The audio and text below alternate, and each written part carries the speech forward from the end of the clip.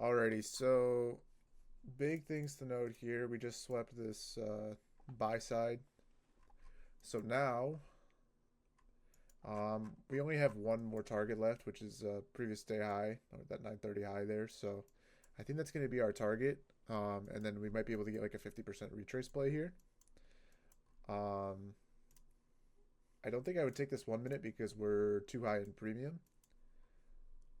The We weren't really able to get any good plays because of news, and then we had just like a bunch of really choppy price conditions. So I don't really have a lot of expectations because usually uh, Friday PM isn't that great. But maybe we'll be able to get something good here. This would be like a B plus setup for eval. It's just not an obvious gap. It's only like 3 points big. But I like the momentum. Obviously, we're heading back up here. Stop the break even would be at this high with like a TP1 maybe since it's 5R and 15 points. But I'm guessing none of you took that because we're way high in premium and it's best to just wait for the short now after we hit previous day high.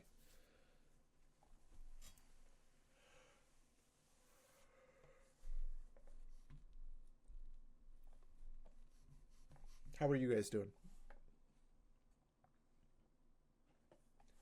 Pretty choppy trading day?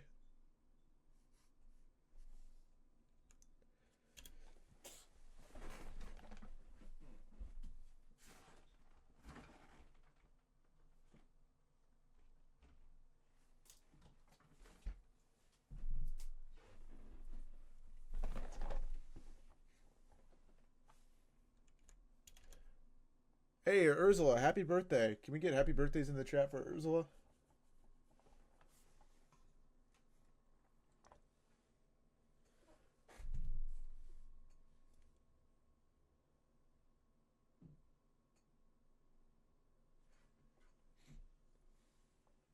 Awesome, awesome.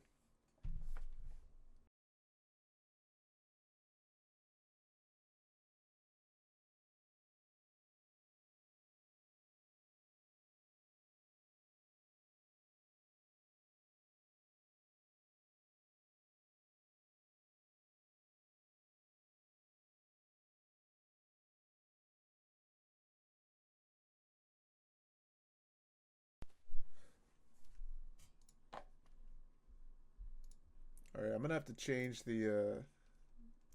Oh wait, never mind. I can't change the topic, can I? Quick question: can you explain the IFG 30-second at 11:11? Uh, yeah. So this was an okay trade.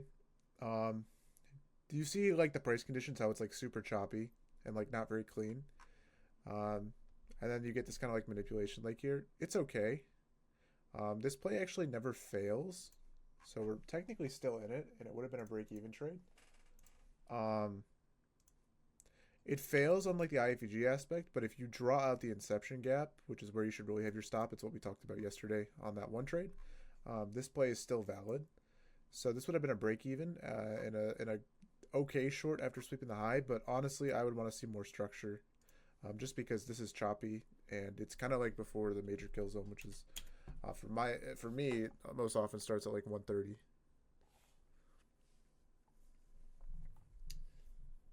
So it's okay. You definitely could have taken it. It wouldn't be the worst trade ever, but this just looks like low volume conditions to me. Super wiki candles, bunch of VIs. Not the most animated PA in the world. So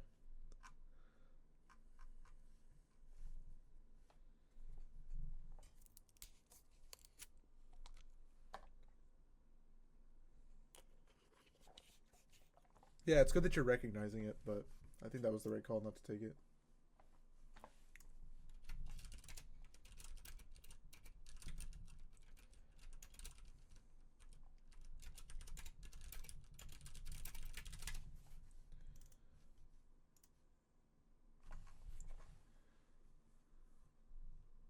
So nobody's taking trades today. I'm in the same boat. The only trade I took was this inverse that we had before news.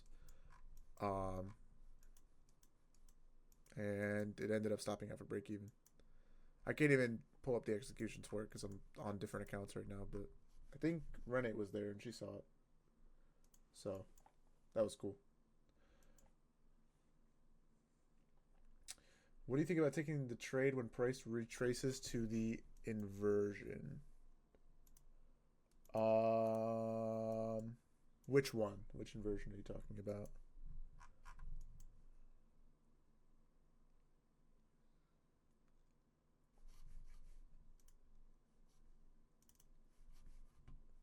$11.06.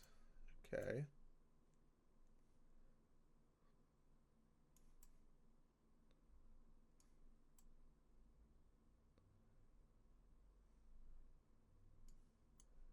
Wait. I guess I'm confused. I don't see what inversion setup you're talking about.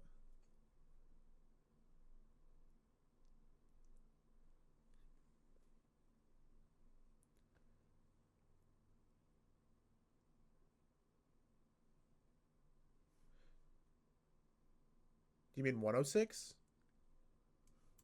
Is there an inverse there? This is a good momentum down. This gap has held price now 1, 2, 3 times. So inversing this down with this speed is probably pretty good. I don't hate it for like an eval play here. Just break even at the low, obviously.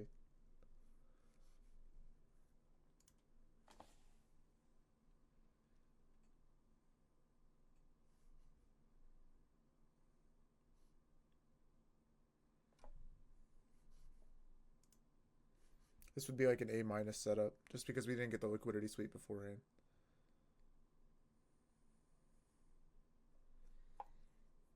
The FEG from 1059.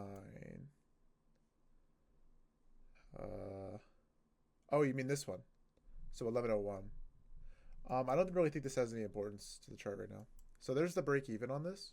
I would be trying to hold maybe to 50% here. I don't know if we just tapped it. We might have. Yeah, so we just tapped 50 there. So that was about 10 points. I mean, it's probably going to stop you up for break even since we came back for it.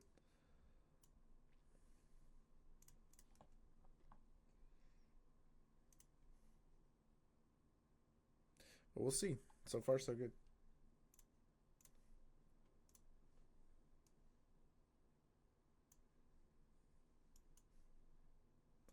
And then probably just targeting 1-to-1, maybe 2-to-1. I don't really see any like good liquidity targets. Maybe this like low down here, but that's like a big target, and I think we're still bullish. So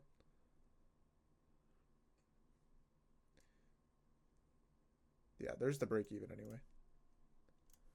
So all good, all totally fantastic. Now I don't really know what I'd be looking for.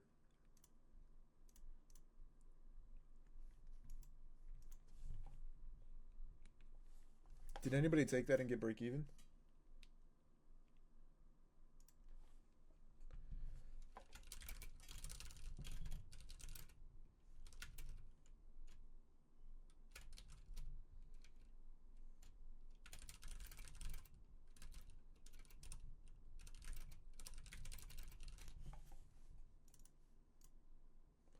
What's up, Lewis?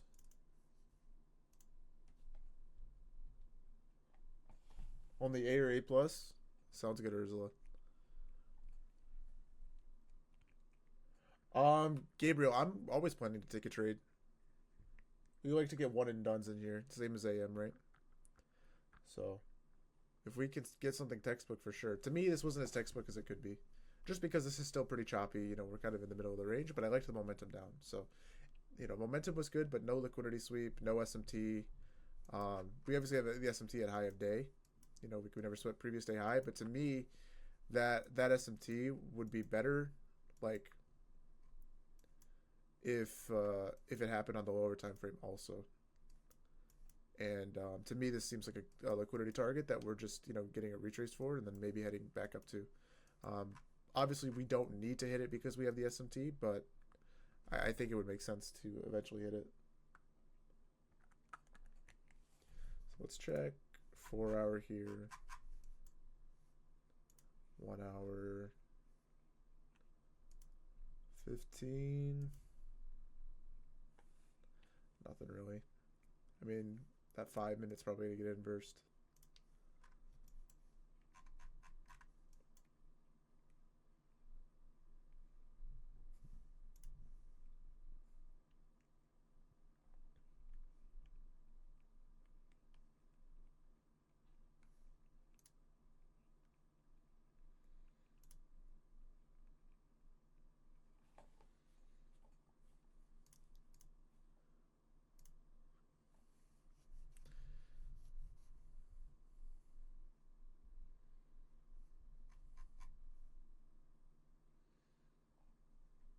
What's up, Rowan?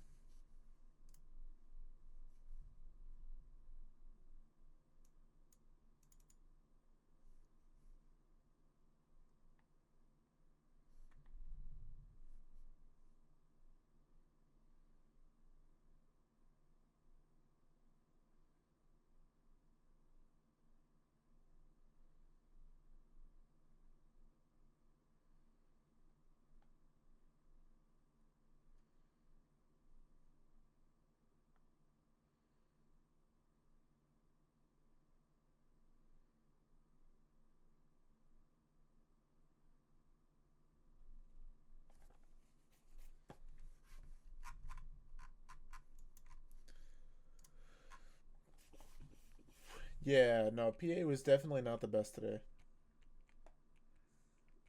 At least I hope you were able to recognize that sooner rather than later, and you didn't take anything as a result. Because that's kind of what happened to me. I just kind of watched price action, tape read.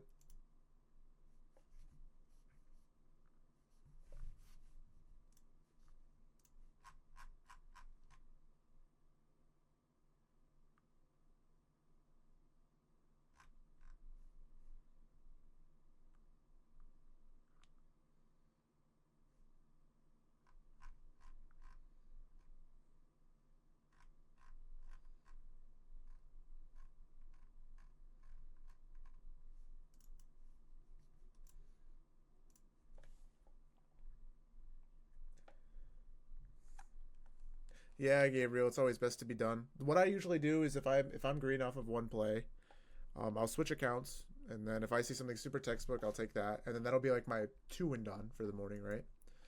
And then I'll take like maybe one more trade in PM.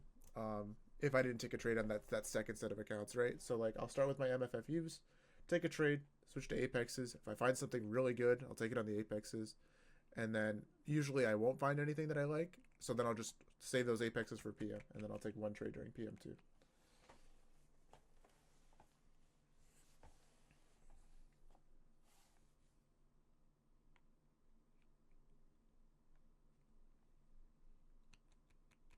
Yeah, no, definitely today is a good day to practice patience, guys. We've had a really good week so far. Even with the loss, we're up like a good chunk of points. So the best course of action here is probably just to like really sit on your hands and be happy with the profit that you've already made from this week if you're at that point. If not, obviously we can try and look for a setup for those that are, maybe red or just break even on the week. Um, but if you're green, then you should be happy with that. Don't ruin your weekend over, a setup on a Friday where the PA isn't the best, right? Like for example, we know this is not good PA because what do we expect off of short setups, right? What do we normally see? We normally see these like big dump candles, right? 25 plus points, super high volatility, super accelerated, and this is just not what we're getting here. So this probably means that we're not, bearish or it's like bad PA. And I kind of am leaning towards bad PA because like we could be bearish. We barely swept over this high with little displacement and chopped around and started violating bullish PD arrays. But um, yeah, we do have this 5 minute here. I mean, I don't really care about the 5 minute. It's kind of like the 15 for me. It's a confluence, but I would want to see like a three inverse, which this is a singular gap here. So the three would be, in my opinion, be better to look at as like a potential trade entry. Um, but you do also kind of have to wait for the five, right? Because the three comes to here, 831, and the five is at 28. So there's a chance that we inverse the three here, but don't inverse the five. Um, and then as far as any other gaps, it just looks kind of choppy. So The biggest thing I think here was this 30 second. This 30 second is very obvious. So this is like the trade entry gap, but you have to contend with the 3 minute also. Like you're shorting into a 3 minute off of the 30 second. It's just it's not good like conditions, right? Like normally you want like the fair value gaps to line up nicely, or just make it so that there's not fair value gaps on the higher 3 minute or 5 minute or whatever, and just on the 1 and 30 second. Those are like the cleanest entries. Also, we're not really supposed to be taking entries in the middle of the range. We want to be taking entries after we sweep liquidity. So taking any entry off the 30 second here or the 3 minute in the middle of the range is going to be lower probability compared to after we get like a liquidity sweep, from up here or maybe down here. Does that make sense, Maya? I'm not sure if there was a question there. I thought maybe you just wanted me to check it, but I turned it into a rant anyway.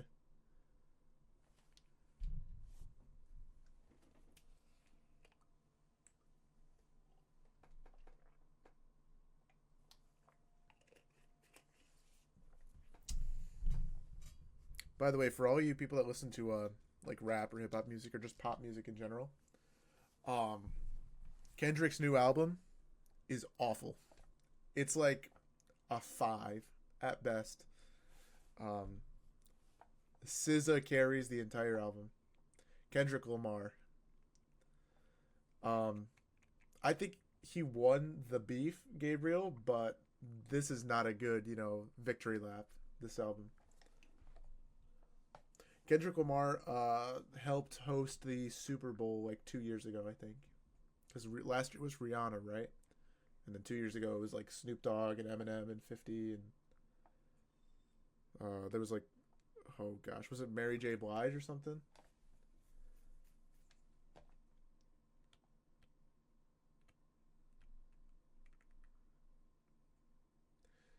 Hey man, you can be a Drake fan in here. I'm not against Drake fans. I guess Road. I mean, I listened through like the first like 7 songs and then skimmed the rest, and like I think the 3 best songs off the album that I liked are Luther, which is just a SZA song featuring Kendrick, and then Reincarnated, which I actually thought was pretty good, and then Gloria, which is another like song featuring SZA. So on the songs that I did like it was only because of SZA, I think.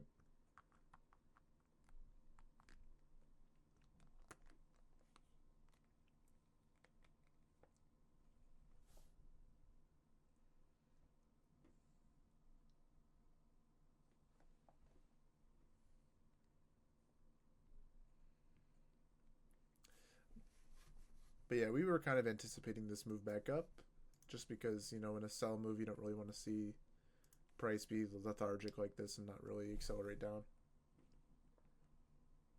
All right, Leon, we'll try and get it. I'm not sure we will, just because price is very choppy right now, and this tends to be why Friday PM is bad. We get like these choppy price conditions on Friday, just like the week wrapping up. It kind of reminds me of like Monday no news sometimes, but Monday no news has been like oh, Sam. Okay. If you really want to know, it's when I say I'm getting in and when I'm getting out. The official thing was just like when to move your stop to break even. And like I feel like some people in here have like different rules on when to move to break even. And I just wanted to make it very clear when I said official that the break even, like your stop should be at break even at that point, because I didn't want anybody to like get caught in a trade that went against them. I'm in. I am in. Okay. What am I, a genie? You gotta say my name 3 times to make your profits go up. I'll let you know. I'll say I'm taking it. Right, Chad? I'm usually pretty clear about when I say I'm taking stuff, so you guys can signal bot.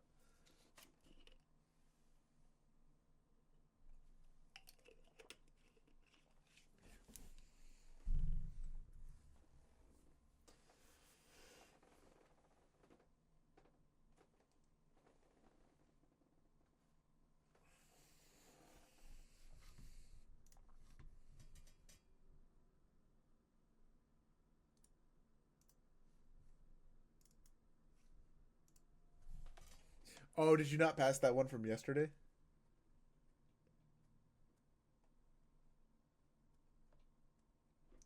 Dude, I gotta make 1,700 profit on my 25K now because I went over the profit target yesterday.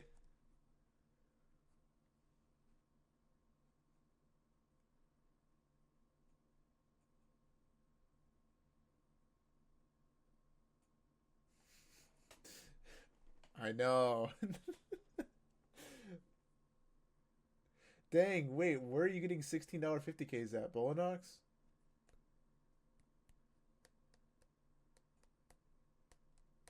TPT? Elite? Man, Elite sucks. They deny payouts. Maybe it's different with you, but I've heard they deny payouts for no reason.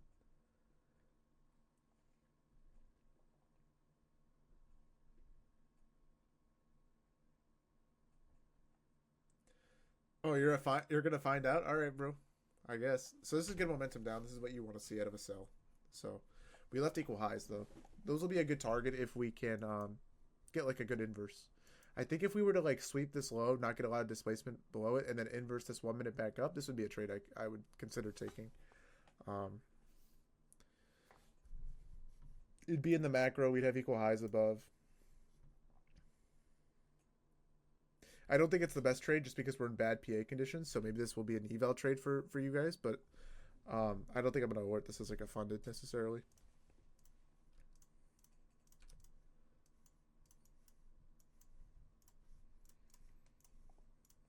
If we get it, we'd have to get good momentum back up, and we'd have to have limited displacement. I like the draws for the equal highs though.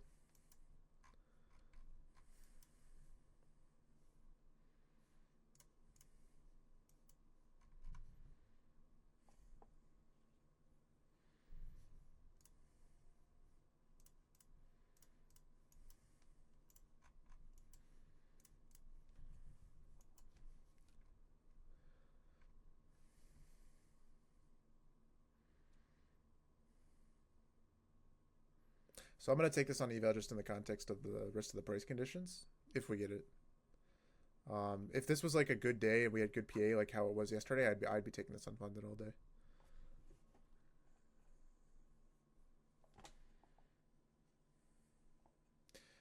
But not really the momentum up we need. I'd really like to see like us close above this gap in a singular candle. Um,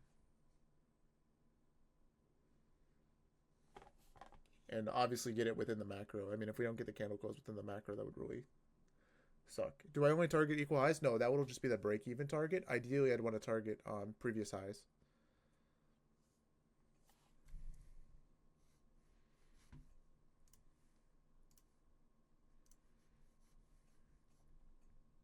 So you could like, yeah, I would just target the equal highs for break even.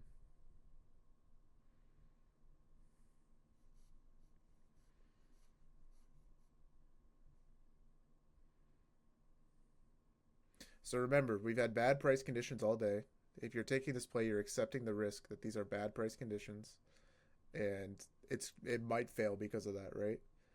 Um, that's why I'm saying don't take it on funded because you want to wait for like better price conditions or something more obvious. Because remember, this is we got the liquidity sweep like the manipulation like here, but you are still like in the middle of the range longing, and you are in premium longing. So keeping that in context, we didn't get a major liquidity sweep. This isn't super A plus. This is like an A setup, um, which I only take A plus funded setups.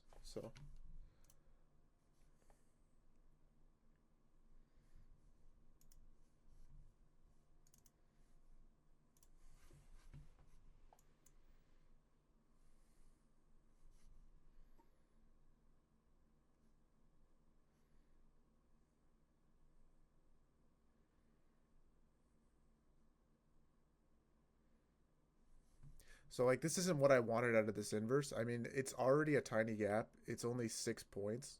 And the fact that it's taking now one, two, three candles to inverse it and we're chopping up very slowly, like that's not the momentum I wanted.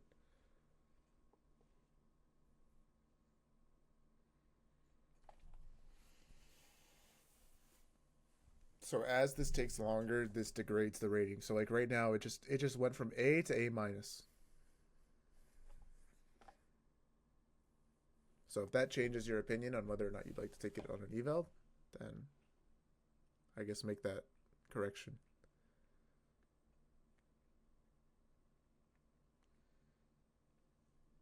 Did I ever get I don't think so, Tommy. That wasn't really I think like the point of it though. I think it was more just to like inspire creators, see like what's possible, you know. It was pretty cool. It was only up there for like a few seconds too. It was more so like an ad for WAP than for me. I didn't pay anything for it. I don't know how much it cost Wesley. WAP paid for all of it.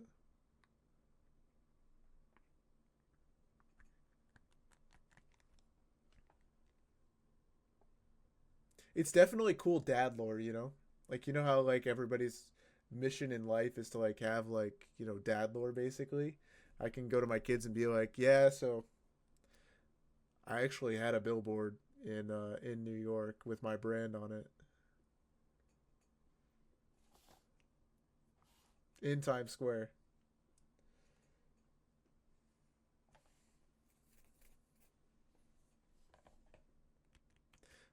Leon, you're going to pass on it too?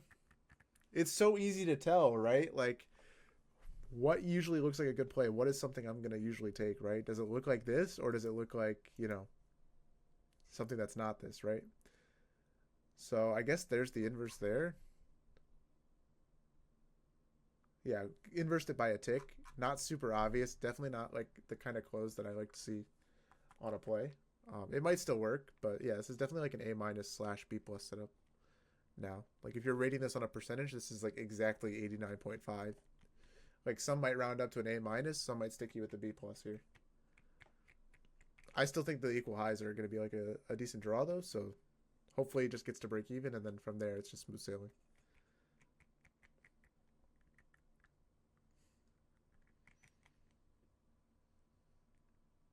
So there's the break even target, delivered pretty quickly there.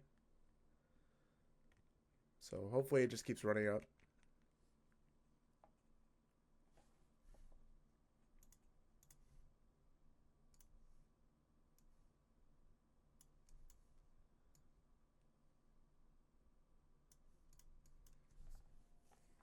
Goals target previous highs.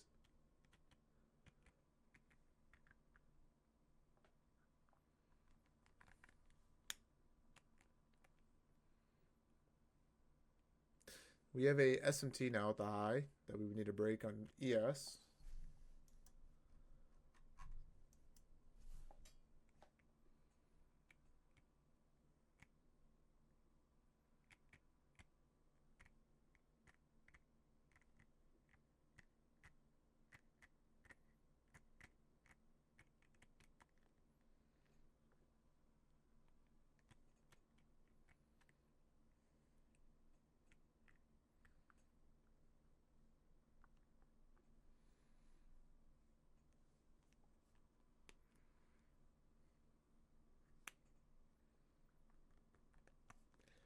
Oh no, Renee, this isn't. You didn't miss the trade. I gave it like an A minus rating.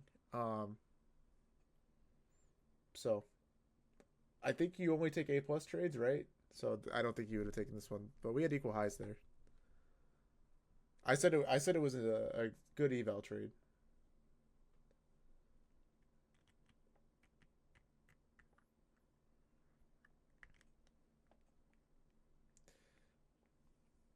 Yeah, hopefully it comes back and it just gets break even, and then there will be no FOMO for any of us. And then for those of you that are still in, I hope the play works out. But secretly, I'm rooting on all of your downfalls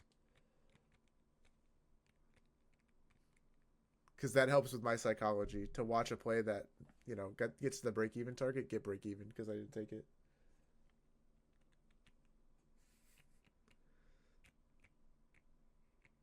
Okay, so not at all what you want to see after hitting the fair value gap there. Here's 2 o'clock, by the way. It's the hourly open.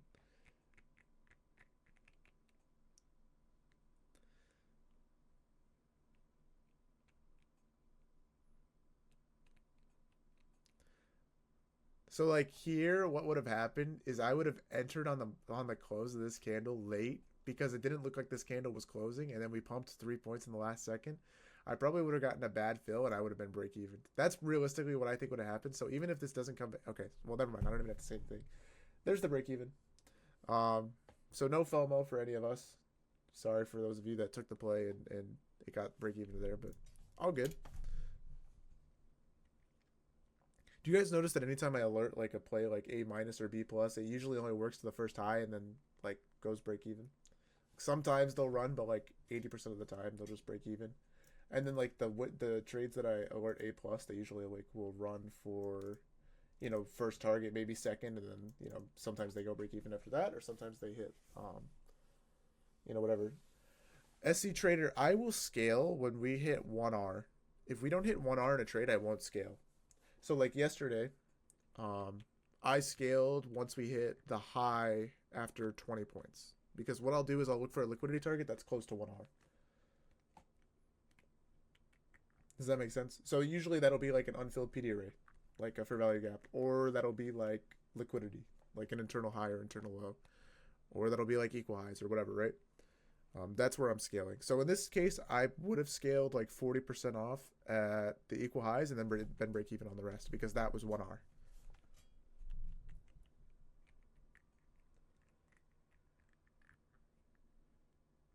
If you're scaling before 1R, your profitability, your win rate has to be like 80%. Because in order to be a profitable trader, you have to be winning at least 51% of the time with 1R. And my win rate fluctuates all the time, and usually it stays above 60%. But just to make sure that I'm still profitable, I like to take my trades to 1R.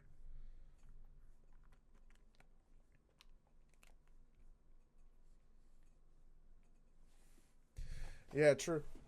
More contracts might end up making you less profitable. If it affects your psychology, or it affects your bankroll, or whatever.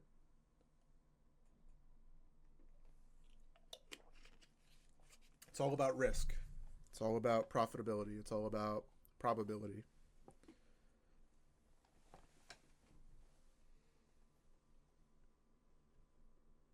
Yeah, yeah, exactly. Risk.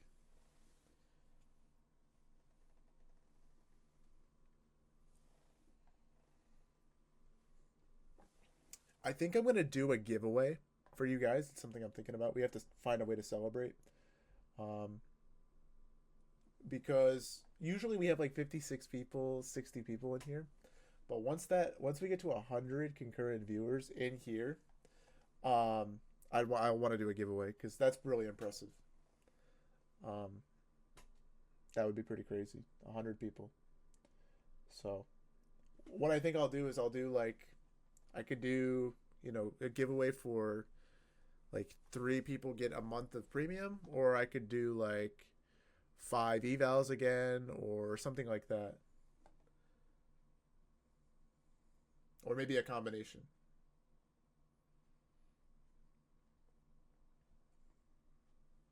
But that's not going to be probably for a little while. We took it, got break even on Eve.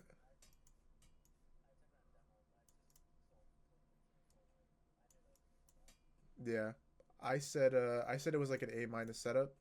Um, yeah, I said it would be a good eval trade, but in the context of like the rest of the day and how choppy we've been, and the fact that it's a setup from the middle of the range, like it's probably not a good funded play, even though we have equal highs. Yeah, but there wasn't like a major liquidity sweep. Usually, the only like funded trades I'll take is after a major liquidity sweep.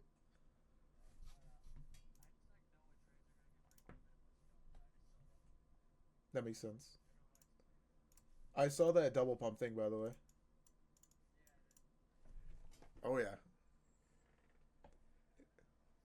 All right, bro. See you.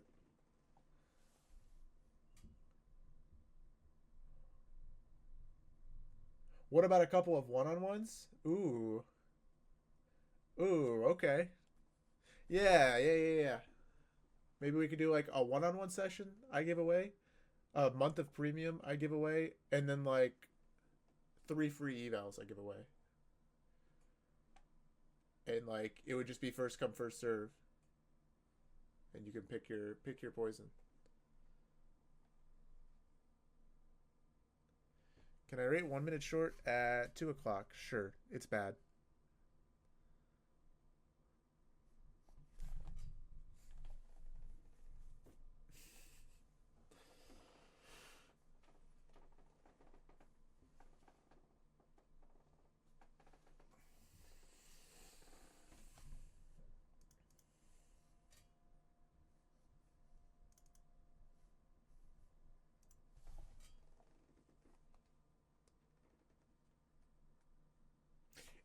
Well, it's actually okay.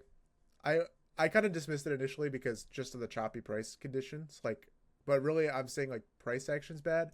Mechanically, the setup isn't the worst. I mean, the gap isn't obvious, but we have an SMT. We swept equal highs. We're delivering from a gap. The only problem is we're also sitting in a gap. I'm pretty sure we're sitting in a 3 minute. So you're shorting in a 3 minute, which is holding price. You want to wait for the thing that's holding price to break before shorting. So that's why I think it's like a bad trade. Mechanically it's not, but like this is the difference, right, between like profitable traders and non-profitable traders. Mechanical traders are going to take this and it's going to win like maybe 40% of the time, maybe 50, right? Profitable traders are going to recognize, okay, price is still holding this 3 minute. We don't necessarily need to go hit, liquidity. We're in bad chop price conditions, and you know even if it works, that's just going to confirm like bad habits, right? Because you're going to be like, oh, well, it worked this time. I'll try it the next time. And then the next time it's going to fail and it's going to completely shoot up and completely wreck you.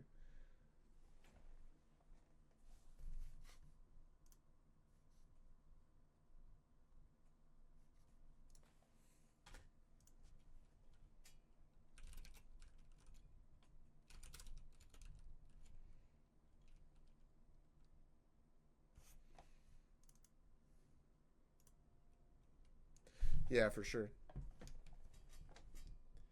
It's like demo trade. It's like eval trade if you really don't care about evals and you have lots of money. Like,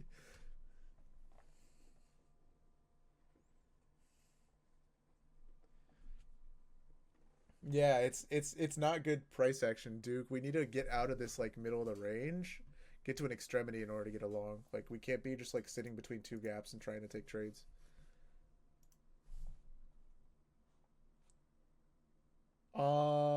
Sam, I'm gonna be honest. I still haven't looked at that. So, if okay, this is my advice when trying out any new models. In my opinion, or like any new like anything, right? Backtest it if you really think it's worth it. If you've seen others like try it and it's worked for them and they're profitable and whatever, and it's made them better traders as a result of like whatever they're using, go for it. Try it, right? Like social social like what do I want to say? Like others supporting a project because or an idea or a thing is usually like it means that like others have contributed to it and like understand it or have back tested it or whatever, right? So if others are supporting it and it's worked for them and they can do videos explaining it and showing that it works and whatever, like then that's fine, right? Like that's what Dodgy does. That's what I do, right? But if there's nothing like that that exists out there and there's no basically research done on it, nobody's back tested it, nobody's made videos on it, nobody's explained it, nobody's explained like the idea behind it, like the reasoning for it, then I wouldn't touch it. And I would honestly think that it's better to just stick to one model and trade that instead of like getting shiny object syndrome and just trying everything out that that's new, because that's going to um, cloud your mind and it's not going to be keeping things simple. The reason why profitable traders are profitable is because they keep things simple. They keep their charts clean. They don't use 1,000,001 indicators. They don't focus on 3 million different tickers. They focus on one security. They focus on one trade a day. They keep things clean and they win.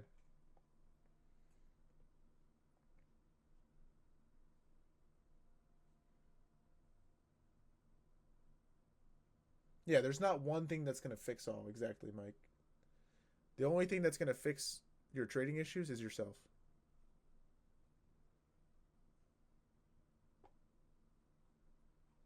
Which I don't think that's what you're saying at all, Sam. I think you're just asking if there's something that works. And honestly, I have no idea. But that's just my advice when trying out anything. Did that help a little? Perfect. Yeah, like I hear lots of people talk about breaker unicorns. Like I think like if you wanted to look at that as like a potential thing, like I don't think adding one more um, tool to your thing is going to be a bad thing, especially if you can get an IFG off of a breaker unicorn. Like understanding it, knowing why it exists is good. But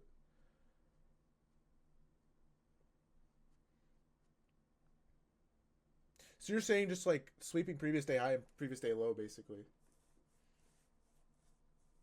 So like getting like two. Yeah, okay, I got you.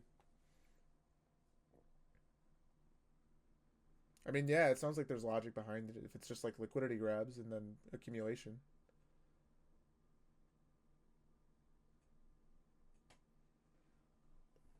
So we have a bullish SMT here. I really think we're just chopping like between um, the 3 minute up here and the 3 minute down here, or the five, or whatever you want to consider it, right? I think once we inverse this 3 minute though, that's going to be one more bullish PD array being broken to the downside, which this already kind of looks like a potential sell model. And once you kind of start getting the momentum down, you're really going to see this thing rip. And it kind of has like the volatility and the energy right now to make something like that happen. I feel like this could dump. Am I going to take it? No, because we're still holding this 5 minute. We haven't inversed it yet. Um, but that was a good candle close, and this momentum isn't the worst. We broke the SMT. We're delivering from the higher up gaps. The only problem is there's like not really like, well, I guess there's this LRLR down here and the relative equal lows down here. I would be really surprised if we dropped like 100 points right now on a Friday afternoon session. That seemed relatively choppy.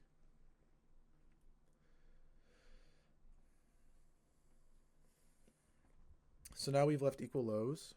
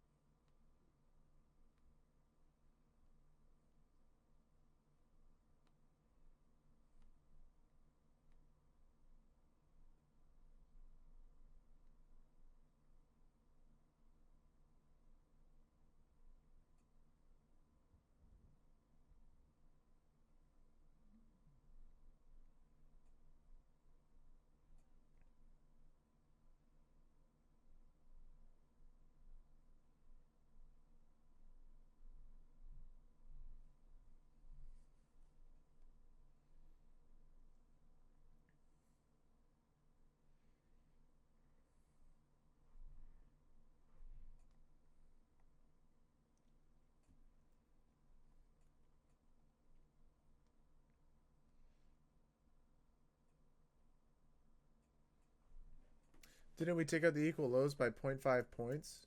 You're talking this morning. We still have them on NQ, and then we have this set that we just put in right now that I was talking about.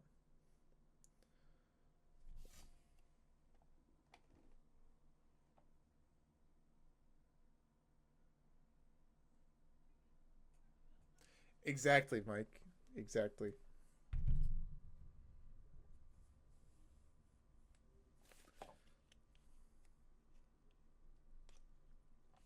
I'd rather be late than wrong.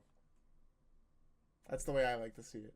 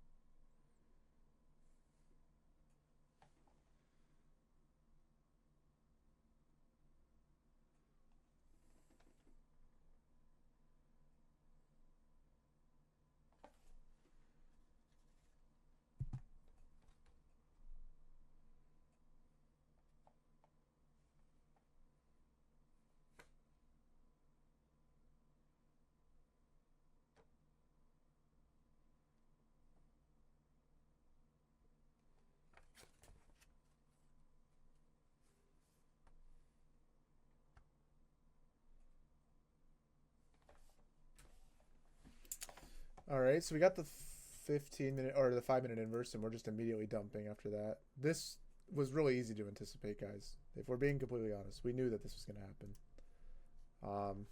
So ran the low there.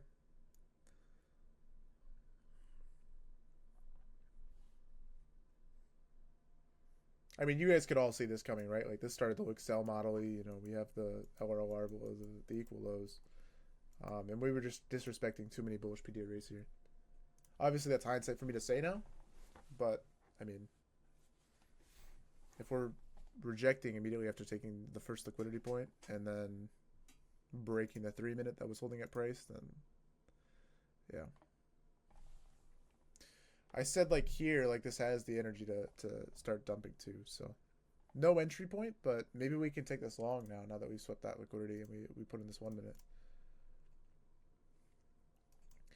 I don't necessarily believe that we're done dumping, but we would be delivering out of a 5-minute and almost that 3-minute.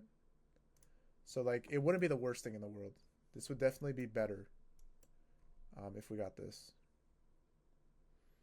Okay, this is A plus.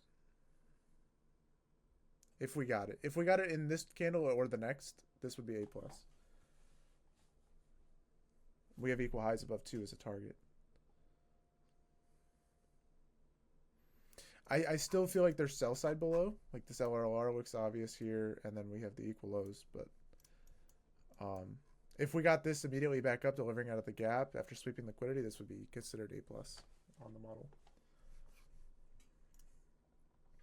So this is one of those weird times where we have an A plus setup long, but the bias is short.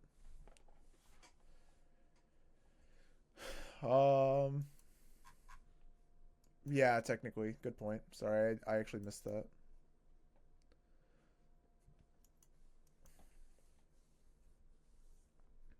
I don't think it's going to matter because I think this is just going to keep going down. We would just need to displace below these lows, and then that'll be kind of like the confirmation that we're going to run this.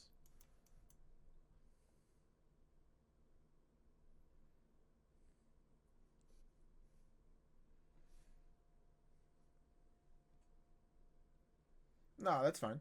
No, you actually helped me, so I appreciate that, Stroobs.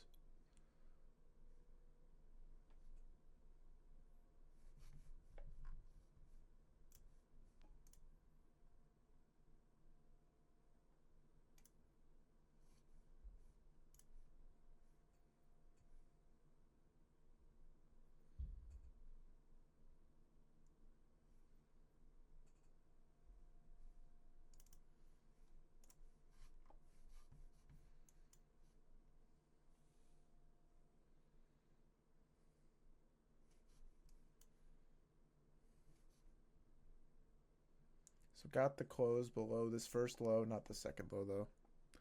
So not really like displacing below these lows yet.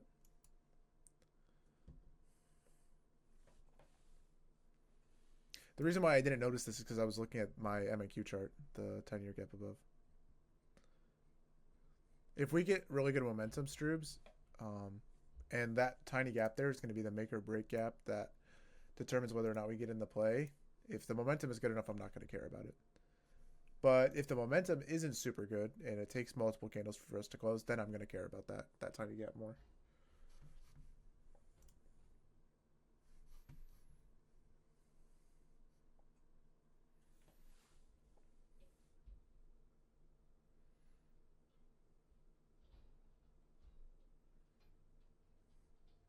So once again, an A plus setup or an A setup or whatever, in choppy price conditions. It's up to your discretion if you want to take it unfunded. I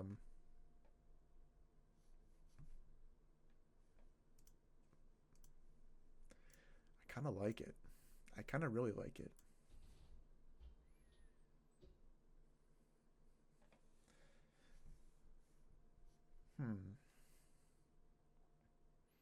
Hopefully we get the good close.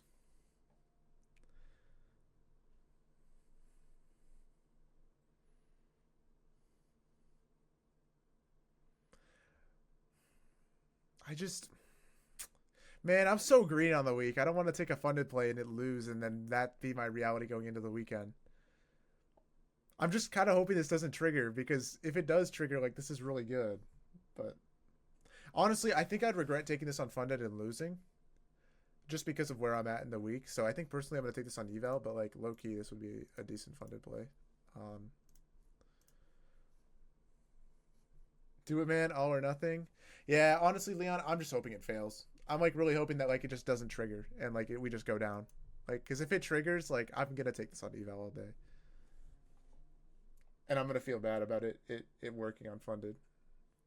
But at the same time, I'm gonna feel good because if this ends up, triggering and losing, then um, that'll be money lost on off my funded, like going into the weekend, and I don't want to go into the weekend with bad spirits. So as it stands right now, I would need now this tiny gap to close above in order to take the trade because um, we're not closing it in like the two candles like I initially wanted. Like now we're chopping, so not exactly what I want. So now in A setup, I would not alert this unfunded now because we don't have the momentum. Maybe if we closed above it on this candle, it would go back to being like a decent funded trade. But I definitely need this candle to close above both gaps here, not just the one. Break even, I would do at the equal highs here, Jace. So entry at like 825, break even at 39 or whatever, and then stop at 12 points below. Total stop like 15 points. Be 1-to-1 to the equal highs.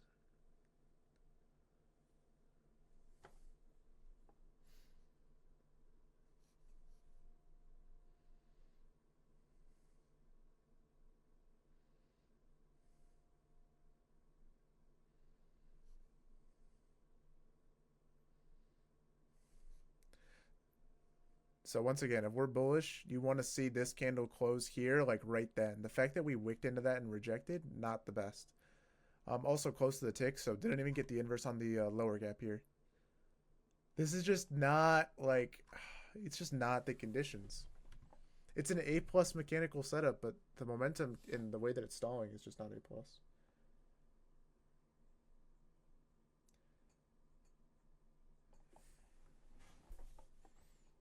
Jace, like, does this feel like a winning setup? It looks like one, but does it feel like one?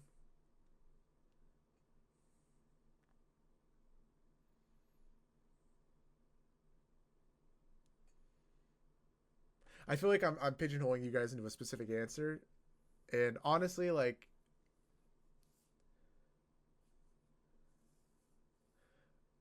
I'm just kind of hoping it doesn't trigger. Like, this momentum is not good.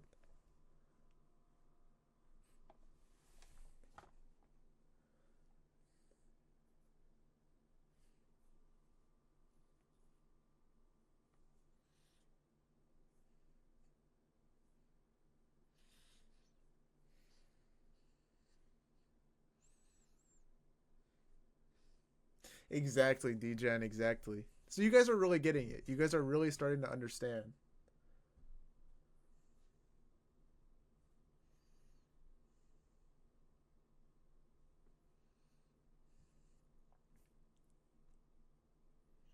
Wait, so you're asking if it's now closes above the bigger FPG but below the wick, would that bring in chance of it just being a soup? I feel like if we were to close above this gap and then run up and hit this high, I feel like yeah, that could be a soup. Would I take an entry on a soup ever? No, I have no idea how soup entries work. So still no good close above the IFG here. Like no convincing obvious close like Dodgy says.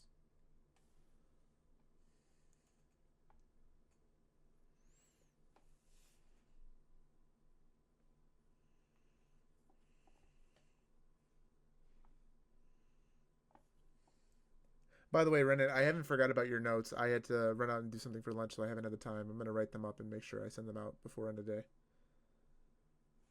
I'm not sure if you're in here. I didn't check. Let me check.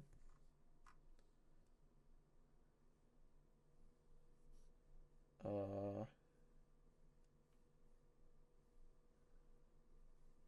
okay, I'll have to DM them because they're not in here.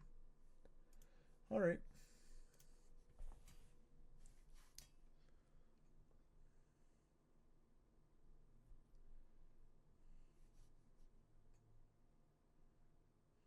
Okay, so still no close above that 1 minute there. Still waiting.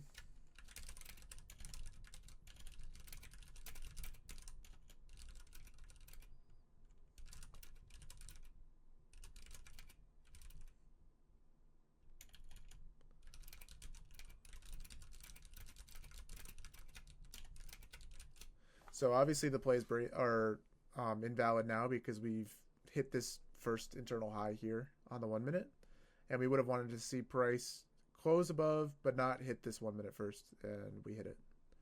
So if you got in from, I guess here was the first close above, uh, that's fine. But we never closed above this high, and I would have wanted to see us close over this before taking it.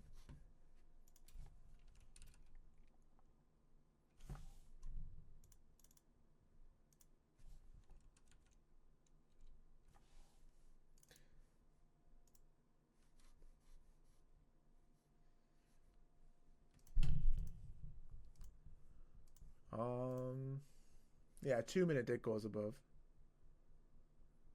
But once again, same story. The 1 minute could have rejected, right? This is pretty choppy conditions, so you want to wait for everything to close above. And then we have a 4-hour Devil's Mark, you said? Where at? Oh, that's... Oh, yeah, it's a tiny. I mean, it's got a little bit of a wick. It's like one tick, so yeah, I guess. That makes sense. That makes sense, Mike. I could see that.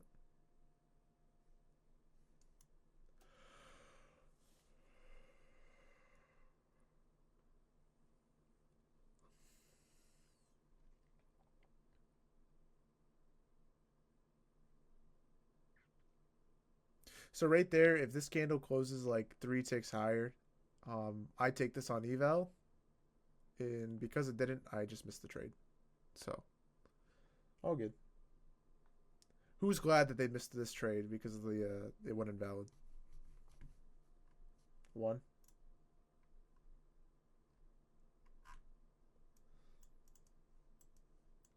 I mean, you gotta take it because it's like it's the model, but it just doesn't feel like the best setup in the world.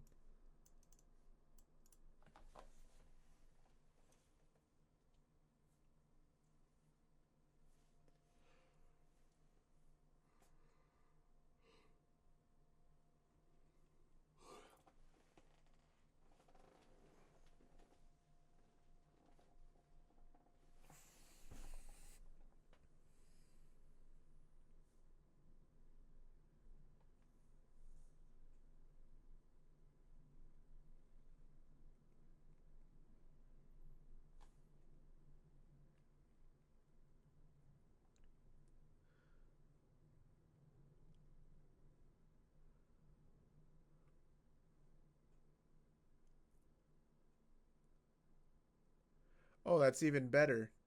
It would have been a break-even trade anyway.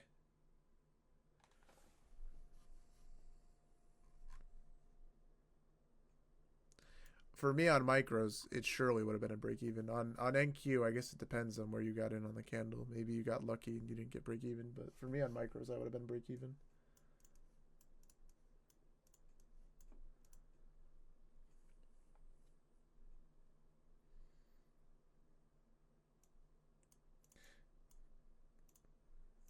Good point. Good point. We got equal highs above, so in this scenario, we should just run to those, DJ. What's going on, Fahrenheit?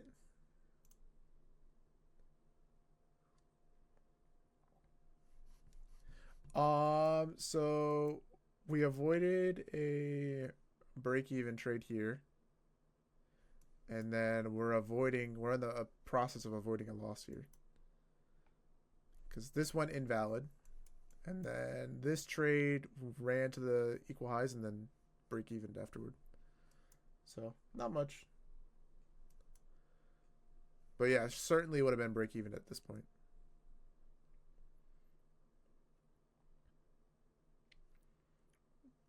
Under the price conditions, I should have said that I'm changing the terms of when we go to break even, just because was very choppy, and I don't want to like sit in a trade that's like this choppy.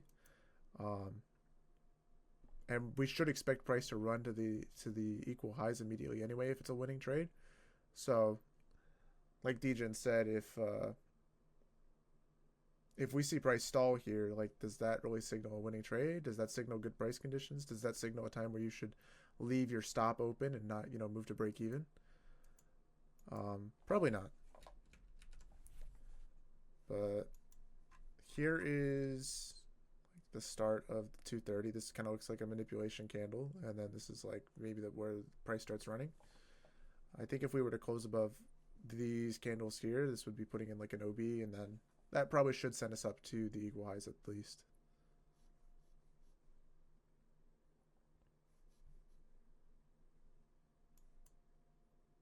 Oh yeah, we're gone.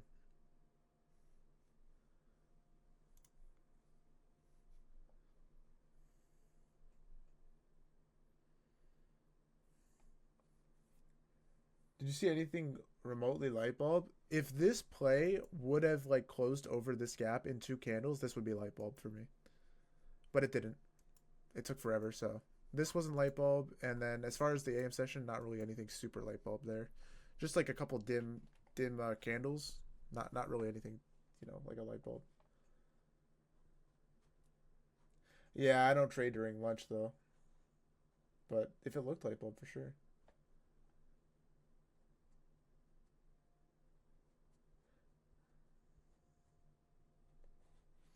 All right, Mike.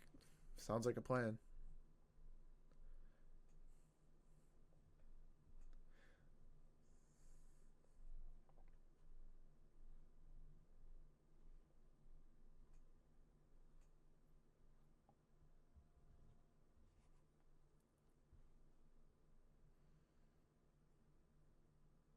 So if we put in this order block now with the equal highs above and wreck this order block, this is such bad PA. Oh, dude. No chance, right? We're going to leave the equal highs right there. I mean, they're not the greatest equal highs. They're side by side, but like they should at least hit. When we're that close. I mean, we didn't get the close below yet, but that's not the reaction you want to see. You don't want to see that kind of momentum with an order block. We have an SMT here now. Tiny one.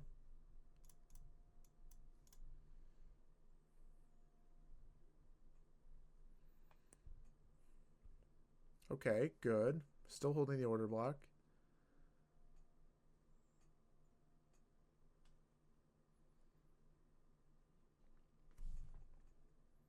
Yeah, Kioma. I took one break even and that was about it. Okay, so this is really good with the SMT. If only there was an IFVG setup. And if only we closed above this high. I think if the candle closed here, I would have taken a play in secret without you guys. Like if this turned into an OB, this would be a propulsion block, an order block that bounces off of an order block and then creates another order block. I would have taken this and just moved my stop to break even when we hit the equal highs and just tried to run it and not said anything to you guys. Because this looks almost too good, but PA is so bad. So now if we close above it and turn into an order block, now it's bad. But if we would have gotten it in one candle, then that would have given me the confidence.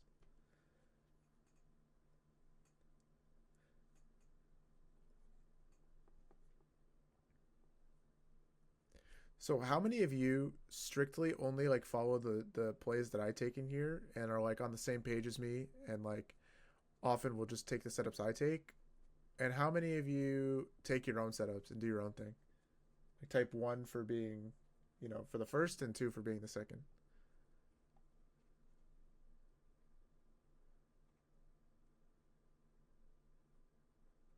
Three. Interesting. So one, two. Yeah, if you do both, then you're just a two.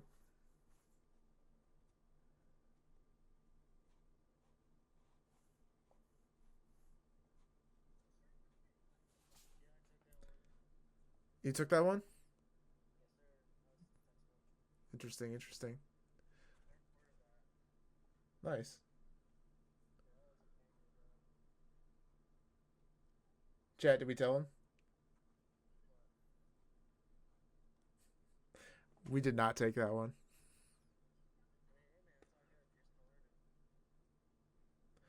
I think it would have been a break even trade for us anyway.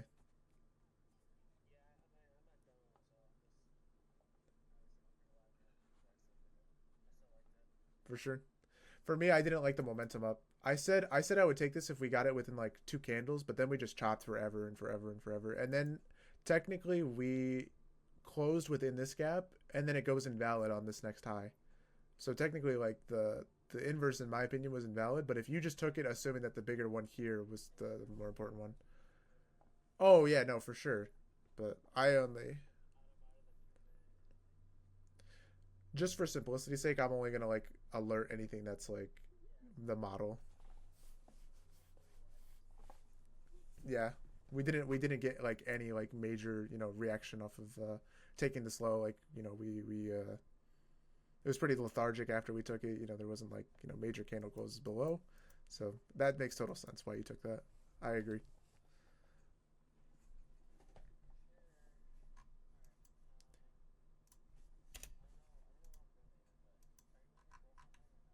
No,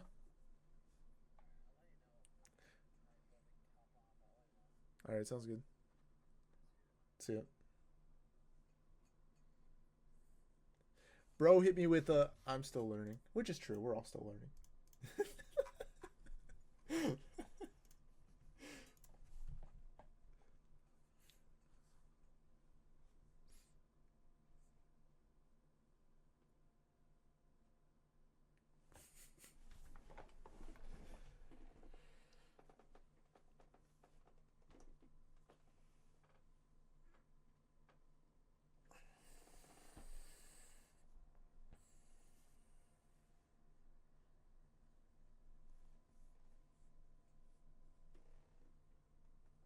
No, Mr. Fahrenheit for sure. Like whenever we get like a liquidity sweep like this and we don't displace below the low, like it's gonna usually signal that we're reversing and like the longs we'll get after usually will work, right?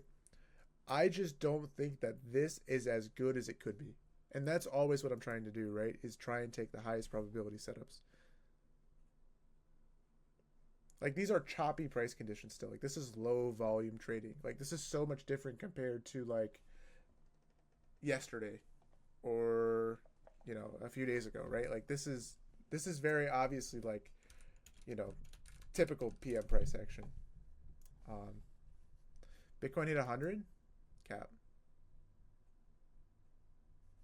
Maybe not on the Coinbase chart. Maybe it was on Bitstamp. Yeah, so we're just lying.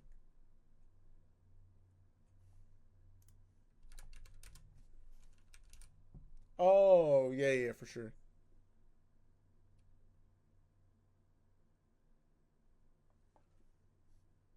Wait, liquidated short? Who was in a short? So yeah, just a different exchange. Gotcha. All right. Well, I guess it really like what's the major one? I think MSTR is like down a lot, right?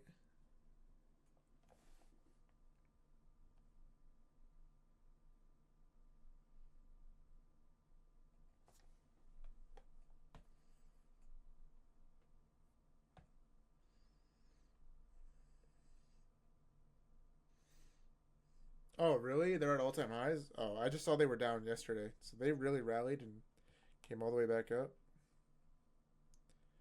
Dang. Oh no, they're not at all-time highs. All-time highs were yesterday. They were at 550. I'm saying they dropped like $170 yesterday. Oh, juice! Don't even get me started, bro. I saw them when they were less than $10, like all the time. I was literally watching their stock price all the time. The amount of generational fumbles I've had is actually astounding.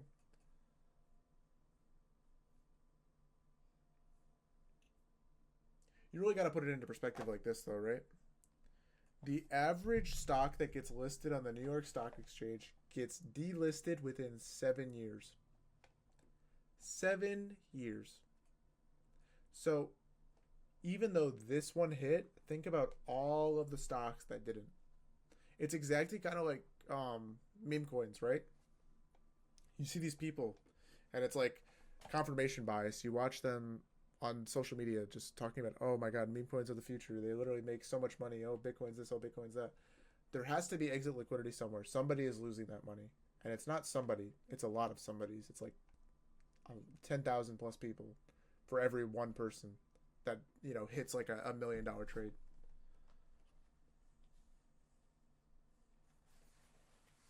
I mean, Nvidia really was like a fumble too, if you think about it. I mean, I saw Nvidia back when they were sub $50 pre-split.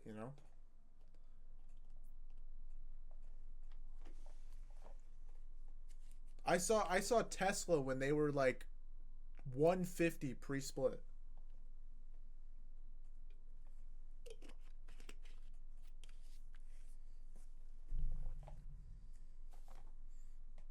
Like there's so many different tickers out there. Like I know I'm gonna miss another one probably, and I'm okay with that.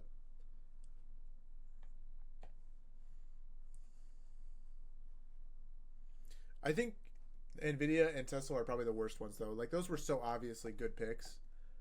MSTR I don't think is a good one. I think this is gonna be like a pump and dump. I mean, it's gonna be cool to see them at the highs, but you can't enter and buy more Bitcoin at all time highs on leverage on leveraged margin. That's basically what they're doing. They're taking on debt to buy an asset at its all time high price, and of course, like under the assumption that it's going to continue to go higher. But there's no guarantees in the market, and the people that are just saying, "Oh, Bitcoin to a million," Bitcoin like is going to go crazy, all this, all that, right? Sure, they've been right in the past, but past results aren't indicative of future results, right? So when Bitcoin crashes inevitably, and MSTR is still bag holding and averaging in at all time highs, it's going to end up with them having massive unpayable debt that's going to force them to close their long positions in the same way that a short squeeze would trigger if like um you know they ended up having like the price go way higher, right? It's like the exact same thing. Anytime you take on leverage margin, like you can have like a squeeze happen in both directions. So if Bitcoin's price starts to crash, MSTR is going to have to start liquidating their Bitcoin to pay for their debts. And then when they start liquidating their Bitcoin, the price of Bitcoin is just going to go lower. And it's just going to be that cyclical cycle. That's why like what they're doing is not smart. I think it's going to be really bad, and a lot of people are going to lose a lot of money that have put money into that.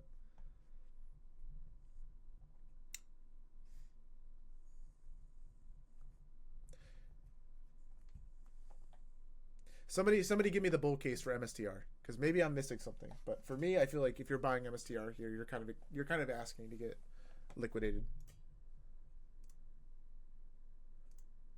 W Sam.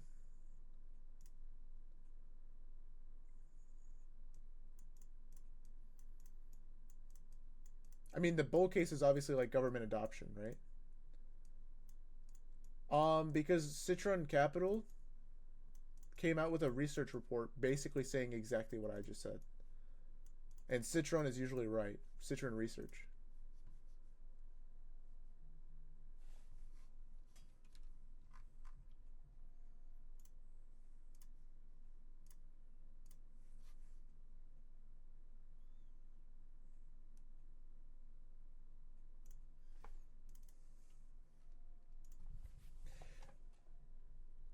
James, they're basically selling shares to buy Bitcoin. So they're taking on like massive debts,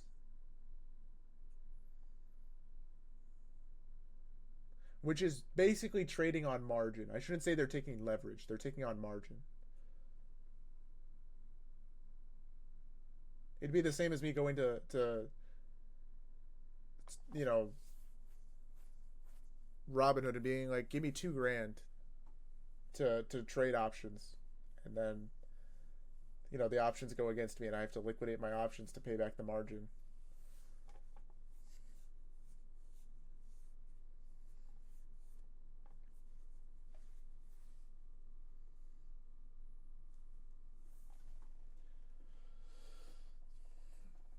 And it really does depend on what their average price is, but their stock is trading at 3 times their Bitcoin holdings. Like, and they don't really have any other utility. Like their stock is basically just a Bitcoin holding stock. Like it's just like a 1-to-1 Bitcoin stock. Like when Bitcoin does well, MSTR does well. When Bitcoin crashes, MSTR crashes. Except MSTR crashes at a rate 3 times that of Bitcoin. So what's going to happen when Bitcoin hits 100K and we get a reaction off that? Or if we, maybe hit 100K, maybe go a little higher, maybe hit 110, 120, and then Bitcoin crashes to 60,000 or 40,000. Like it usually does. Or we see these corrections.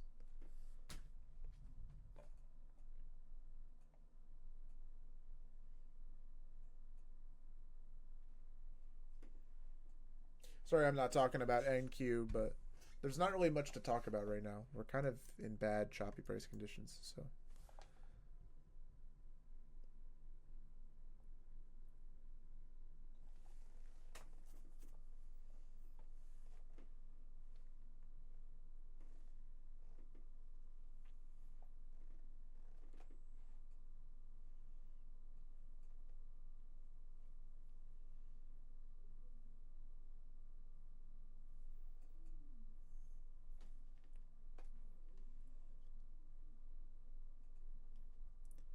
This is basically the summation. This is where I'll end this. By putting your money in MSTR, you are essentially saying that you believe that Bitcoin will do something it's never done before, which is not have a retracement after hitting all-time highs. You are believing that Bitcoin is just going to continue to go up forever.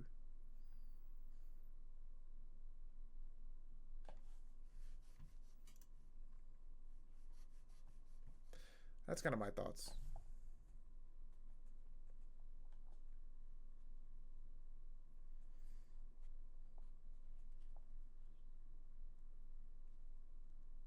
All right, does anybody have any more questions about the chart specifically? New topic? While we just sit here and wait for paint to dry?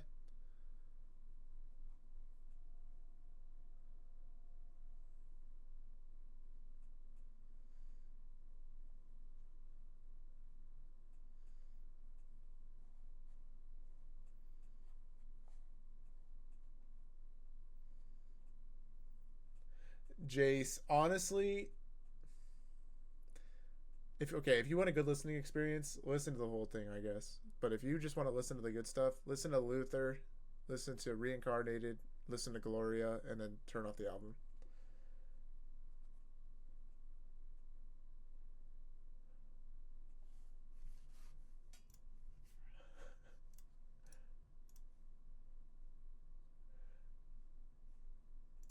Yeah, it's pretty mid.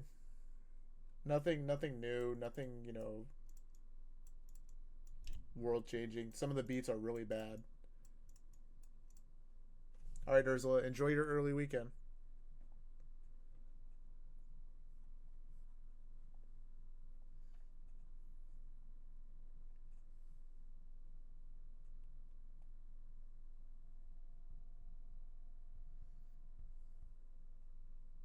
You might be different. Like if you're a big Kendrick fan, you'll probably like it, right? I mean, it's Kendrick, so.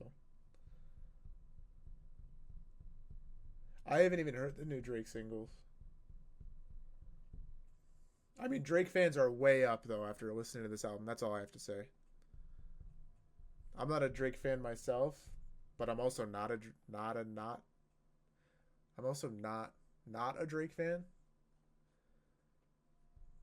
He's got some good stuff. I like Take Care. I like 6 a.m. in or 5 a.m. in New York, whatever it is. That one collab album he has, I think it's with Future or whatever.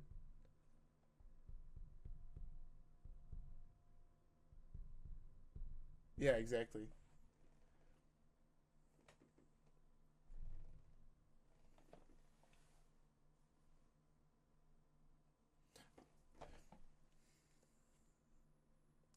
Jace, it's like I'm not a fan of Drake as a person. I'm a fan of Drake and his ghostwriters.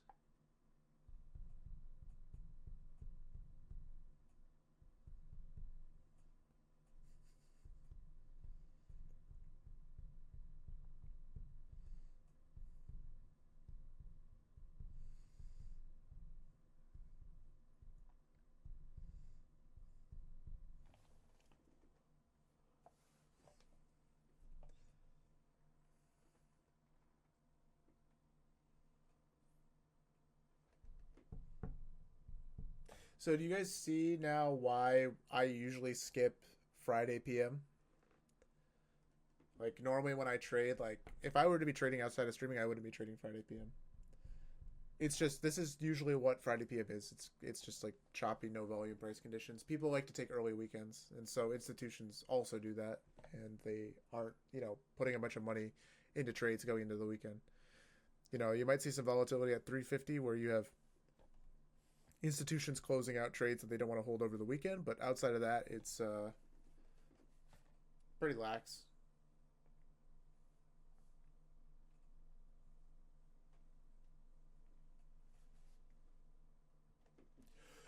All right, let's take a look at gold since nothing else to do,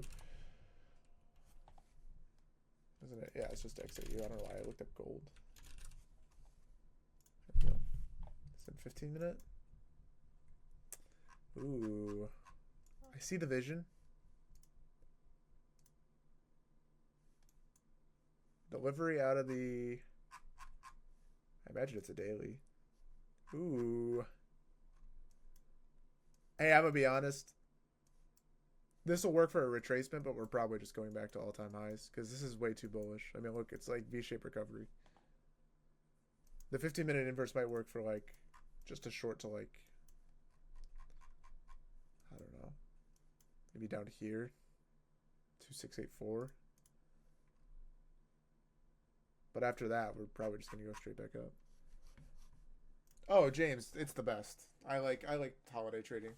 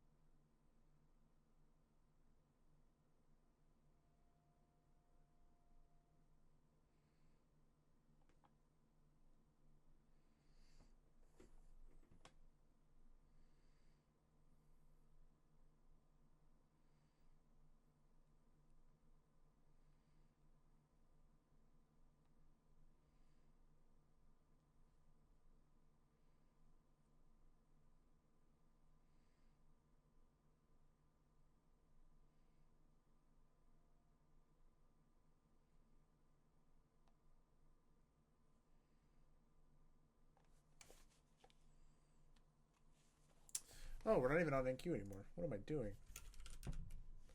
I like got tunnel visioned on my own chart. My bad.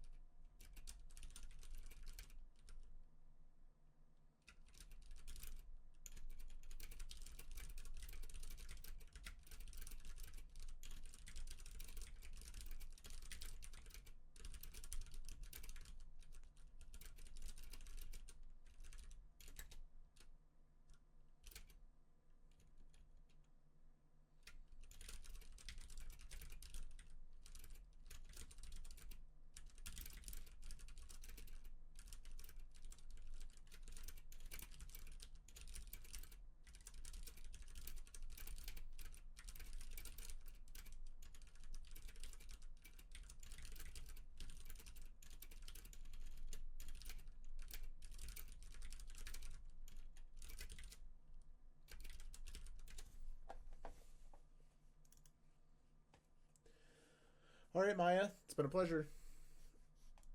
We'll catch you later.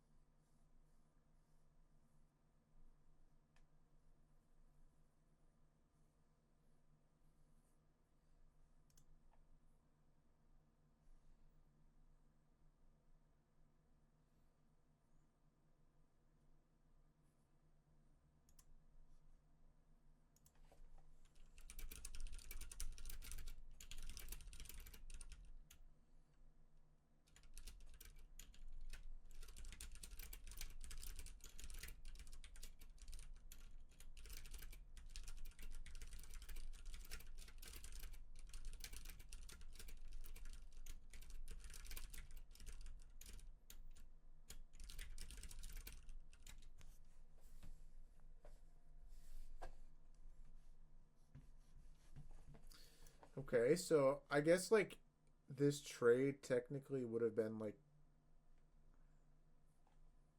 break even under the assumption that you went to break even after this high. But if you waited to hit the equal highs, I don't think it necessarily went break even. If you took it on the basis of liquidity, then I guess that would be like your second TP. But still, like we're not taking trades on the basis of liquidity. We're following our model, right? And that's what following our rules looks like and what makes me profitable specifically. So all good.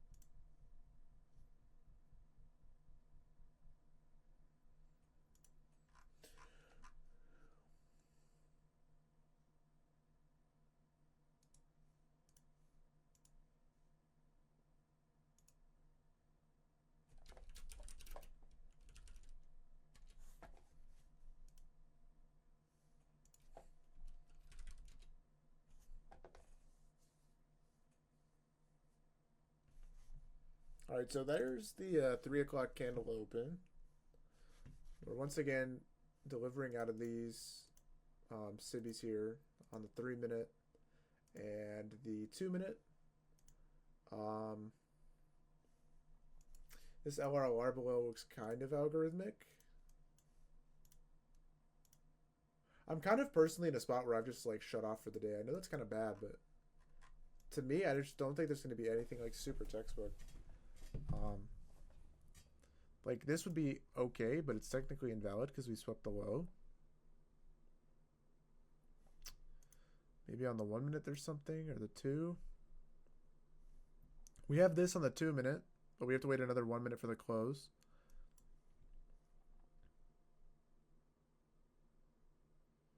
It's got good momentum down. Break even would be like when we hit this low here.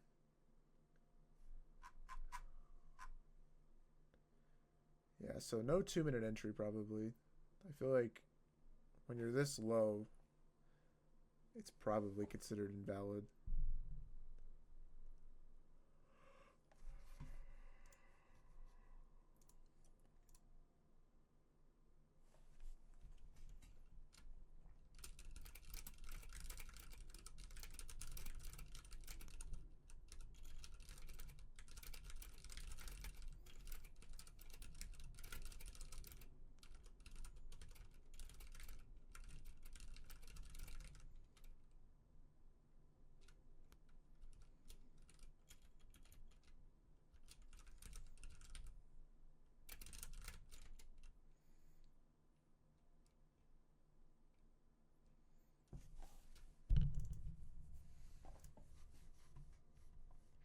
So there's the 2 minute close.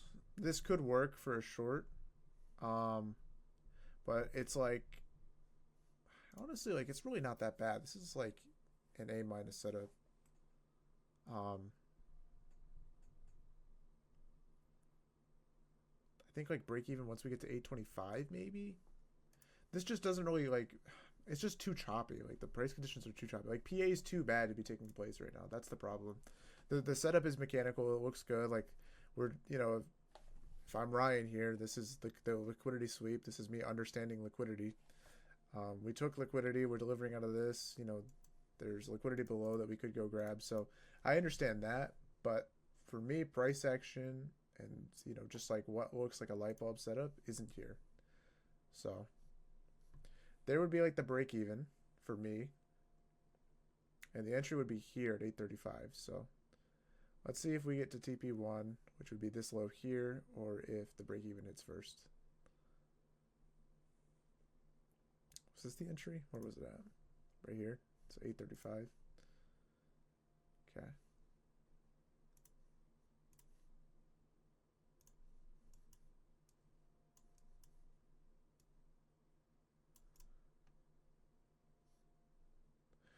Oh boy, we are going to hit that.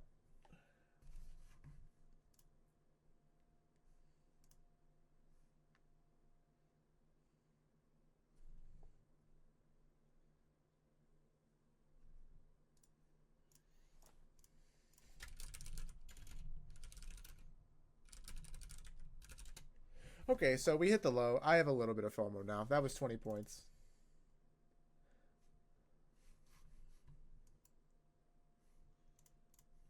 I just wish this was a little more obvious, It's only 3 points big. This does sometimes happen at 3 o'clock where we just like dump. So that was like the confluence there. It was just 3 o'clock. Wow, we are still going.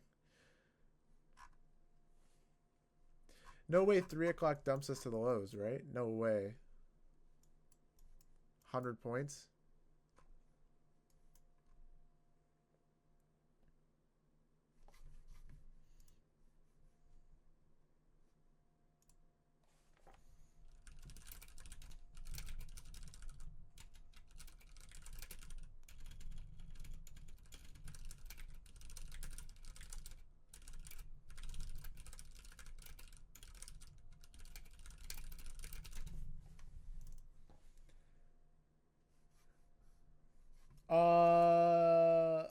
Noah, we did not. I said it was good. I said based on liquidity, this would be a good short, but um, it's not like light bulb because of the current price action that we're just getting. Like this whole entire PM session has been pretty bad, and then the gap is kind of small. But overall, like I don't think it was a bad short. I think if you took that on eval, or even like if you took that light enough, I think like it's not the worst thing ever. I mean, obviously that's hindsight for me to say now that it worked, but um, we were keeping an eye on it. We were watching it, so.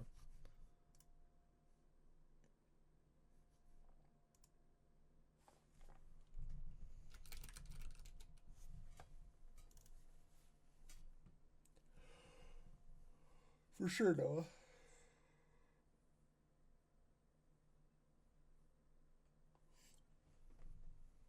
Okay, Noah, I see you. Yeah, I mean, I'm not going to disagree with you. I don't think it was a bad trade. I think that was a good job taking that. I liked the momentum we got and how we barely displaced above the high. So, like, liquidity was definitely telling you a story there.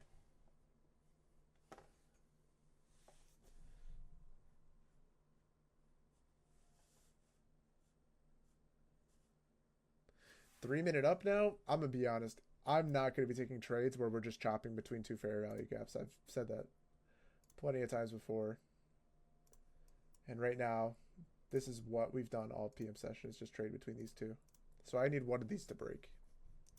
It's basically where I'm at. We can be in seek and destroy conditions and just sweep both sides of liquidity, but I'm not going to participate in that. And that's really the main gist of this price action for me. Breakfast? Bro, it's 3 in the afternoon. What do you mean breakfast? Even still, if you're on West Coast. Even West Coast, it's 12. Oh, Hawaii. Hawaii would be breakfast time, huh?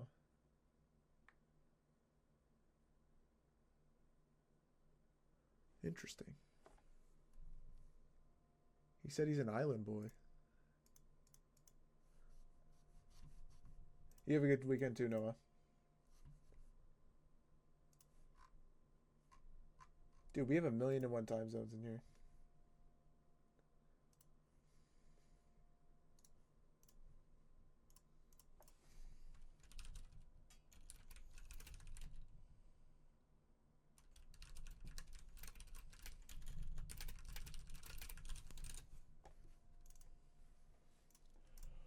It's 4 a.m., Jace? Jeez.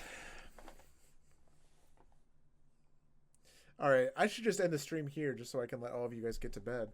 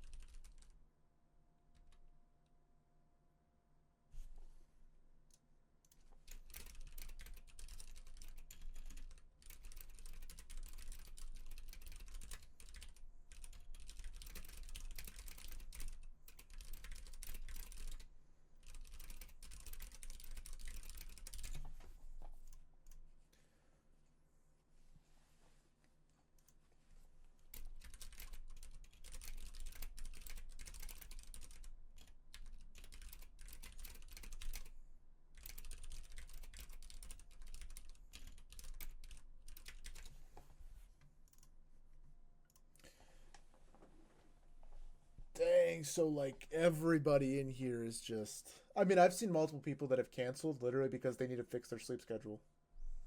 That was their reason for canceling PM. And like more power to those people, you know? If they're trying to better themselves and fix their sleep schedule, go for it. But I thought that was funny.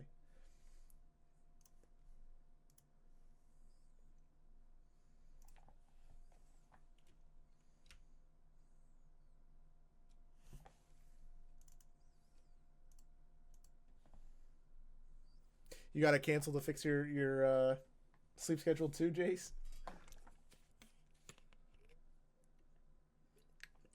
Hey, all good, man. You're welcome back anytime.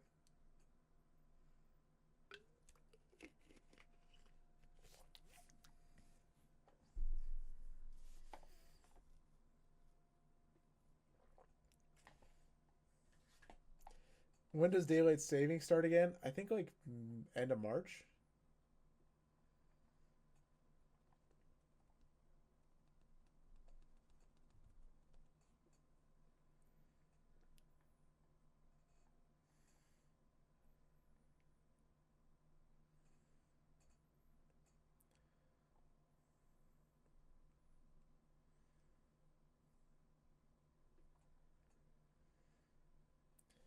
Ooh, so shorts are still pretty active here. Not gonna lie. We might still hold this 3-minute gap.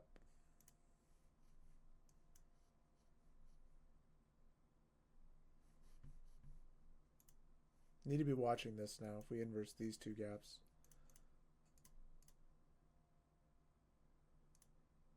Really, just this one. This one's like the major one. Sounds good, Jace.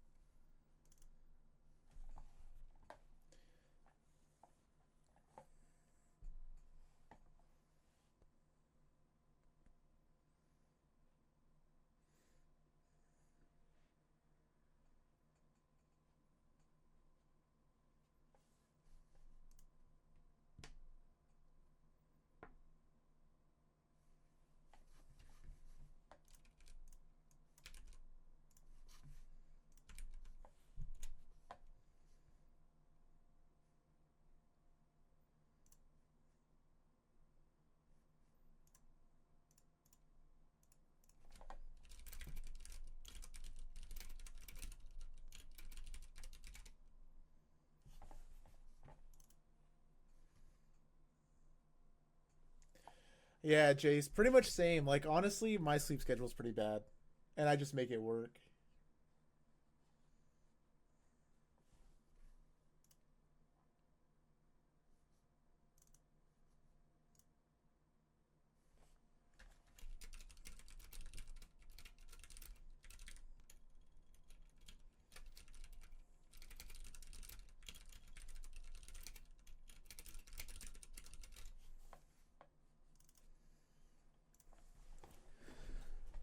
Okay, so looks like we might inverse this 1 minute here, which probably means we're gonna target the lows next. Here's the next 3 minute close, and then 15, and then 5. We're gonna be closing at the same time here.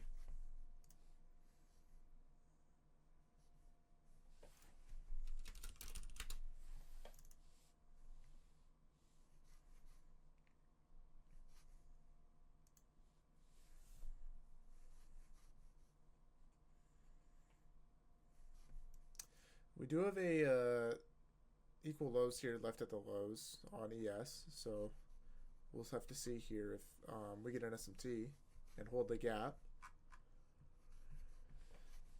Any updates on Bitcoin?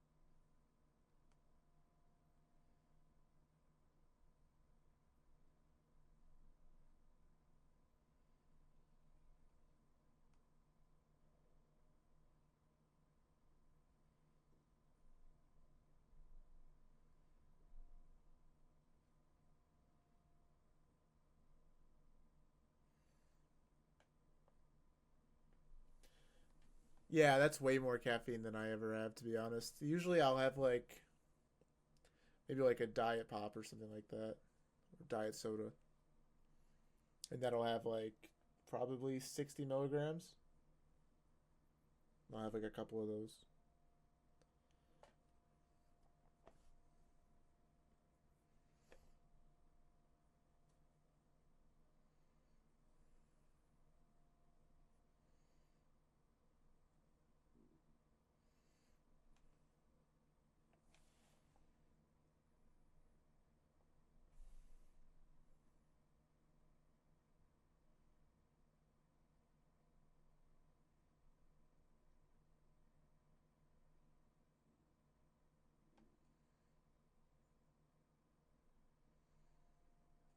So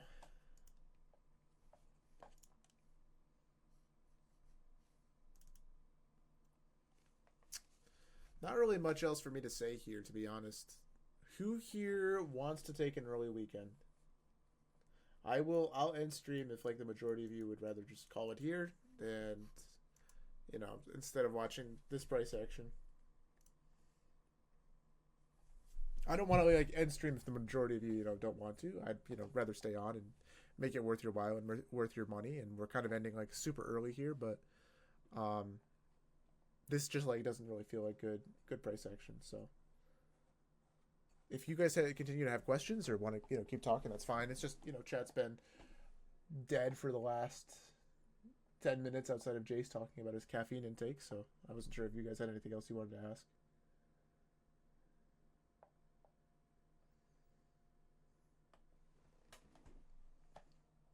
Mike, are you ready for our one-on-one next week?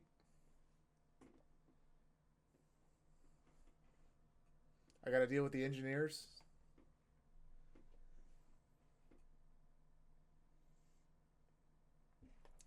Um, how do I deal with stacked like this sort of a scenario? You have like the bigger one and the smaller one, SC, or like something like this. The best thing to do is try and find a singular gap on the like 3 minutes. Like let's say we have like this, right? We have all these 1 minute gaps, and then we cycle up. Oh, we found a 3 minute singular gap. The best thing is to try and find a singular gap on the higher like lower time frame times, and then use that as like your IFEG entry. And then if you can't do that, or you run into an instance where like we have this 2 minute gap, right? That closed, and then there's this 1 minute. The best course of action is to just use the 1 minute and wait for all of this to close, because this 1 minute is actually more obvious than this 2 minute. And the 2 minute here doesn't address the tiny 1 minute gap that sits above it. Does that make sense? All right, Jace. We'll catch you later, man.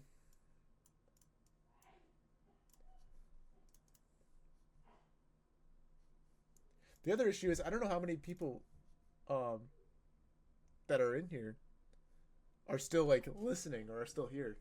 So I don't know if the count is truly accurate to say that we're done. But what I'll do is I'll let this run till 3:30, and then if we get about the same price section that we're getting now, we'll call it.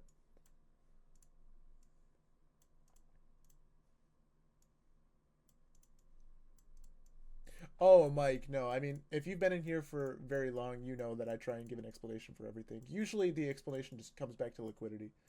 Um, the answer is always just okay. What would the market makers do to make the most money? Um, if you're talking about something on the chart, if you're talking about something psychological, well, then I'm not really a licensed therapist, but I can kind of guide you in like the right direction.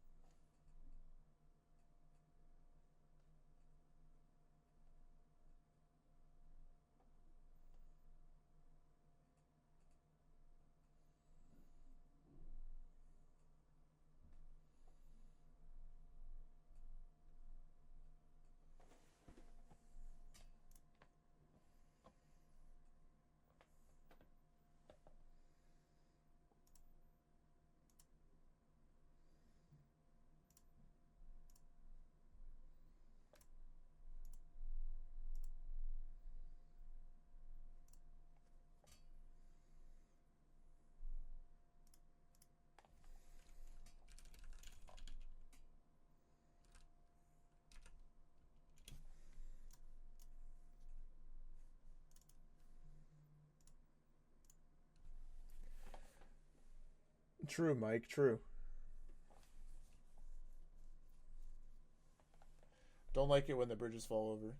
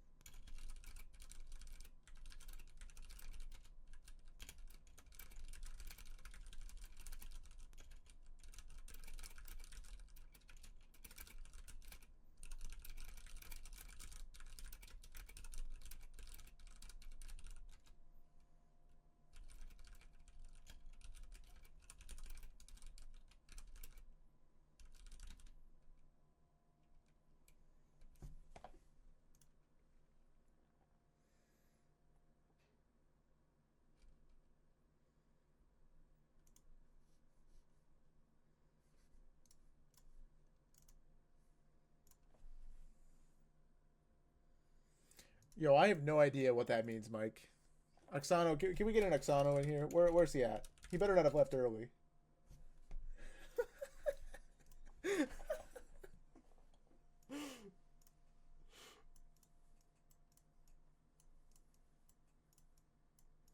Oh, wait, I'm an idiot. Wait. Yeah, that's right. Yep. Yep. We talked about that. Completely forgot, Mike. Yep. Ignore everything I said. Ignore everything I said. I'm awful. I'm sorry. Okay. Where that came from, Mike, is like when you're with your friends and they'll like make jokes about your sisters or like your mom or something. That's what I thought you were doing. I thought you were making a joke about my sister or mom, and I was like a little taken aback by that. But you're good. Yeah, that's funny.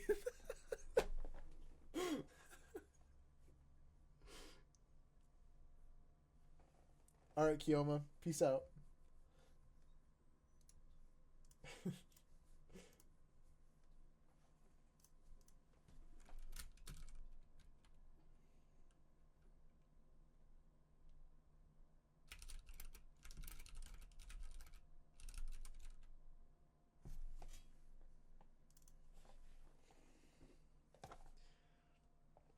All right. So far we got more of the same. Just major chop. Not a whole lot of volatility or volume. I think unless somebody has more questions, which I'd be happy to ask, I'll end it here. But if you have more questions, keep asking away.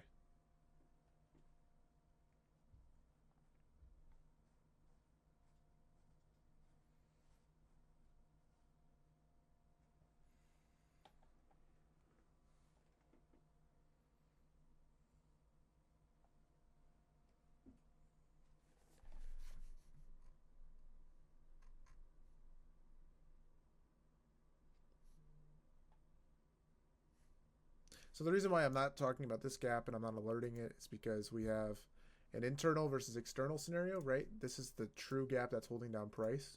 And so in order to see higher prices, we'd want to see this gap inversed. But now we're running into the issue where we have the 3 minute above, right? So you're longing into a 3 minute SIBI. And you'd want to see that break. So really there's no long setup here, even though it looks like liquidity wants to take us higher.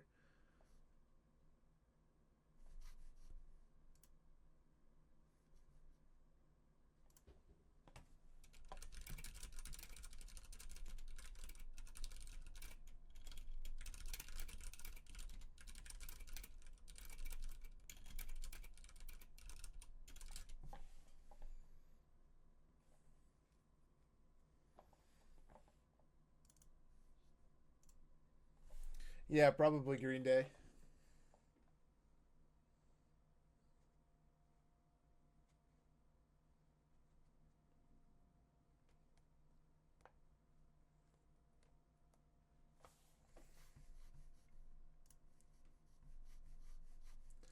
All right. Well, I feel like I've given ample time to for anybody else that was looking to answer or ask a question. So at this point, that's going to be all for PM Stream.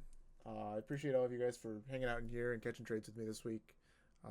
We'll be back next week, same time, 1:30, and yeah, let's get into the fun holiday week. We got Thanksgiving next week, so it'll be a short week for us. I don't. Is the stock market open on Friday next week?